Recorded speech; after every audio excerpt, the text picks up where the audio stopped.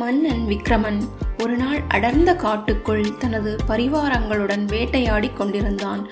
ஒரு மானை துரத்தி கொண்டு வந்தபோது தன் கூட்டத்திலிருந்து பிரிந்து வந்து விட்டான். மன்னனுக்கு நேரமாக மிகுந்த பசியும் தாகமும் களைப்பும் ஏற்பட்டது. சிறிது தூரம் களைப்புடன் நடந்து சென்றவன் தூரத்தில் ஒரு சிறு குடிசையை பார்த்தான். அங்கு ஒருவன் அமர்ந்து மரக்கட்டைகளை வெட்டி கொண்டிருந்ததை பார்த்தான். அவன் அருகில் சென்று குடிக்க தண்ணீர் கிடைக்குமா என்று கேட்டான். அதற்கு அவனும் ஒரு குடுவையில் தண்ணீர் கொண்டு வந்து கொடுத்தான்.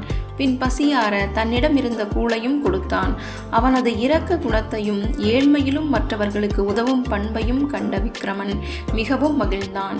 அவன் மரம் வெட்டும் வேலை செய்து பிழைப்பவன் என்பதை சிறிது நேரம் அவனுடன் பேசியதிலிருந்து தெரிந்து கொண்டான். மன்னனை தேடி அரண்மனை சேவகர் மற்றும் மந்திரியாருடன் அனைவரும் வரவே மரவெட்டிக்கு சந்தன வனத்தை பரிசாக கொடுத்து பின் அனுமதி சீட்டையும் வழங்கிவிட்டு சென்றான் மன்னன்.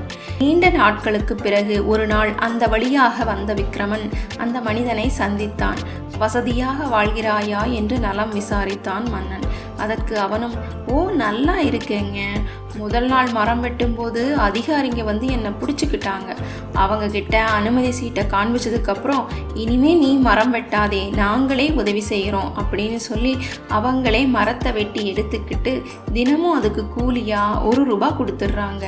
முதல்ல எல்லாம் நான் மரம் வெட்டினா ₹4 தான் கிடைக்கும். இப்போது நான் மரம் வெட்டாமல் மேற்பார்வை பார்த்து எனக்கு ₹1 கிடைக்குது என்று கூறி சந்தோஷப்பட்டான். சந்தன மரத்துக்கும் சவுக்கு மரத்துக்கும் வித்தியாசம் தெரியாத மனிதனை ஏமாற்று பேர்வழிகள் ஏமாற்றி இருப்பதை கண்டு அயர்ந்து போனான் மன்னன். எவ்வளவு வசதிகள் செய்து கொடுத்தாலும் அதனை பற்றி முறையாக அறிவு இல்லாத மனிதன் ஏமாந்து போவது இயற்கையே. ஏமாறுபவர்கள் இருக்கும் வரை ஏமாற்றுபவர்களும் இருக்கத்தான் செய்வார்கள். நமக்கு வரும் அதிர்ஷ்டத்தையும் பயன்படுத்தி கொள்ள அறிவும் வேண்டும் என்று எண்ணிக்கொண்டு வந்த வழியே சென்று தன் அரண்மனையை அடைந்தான் மன்னன்.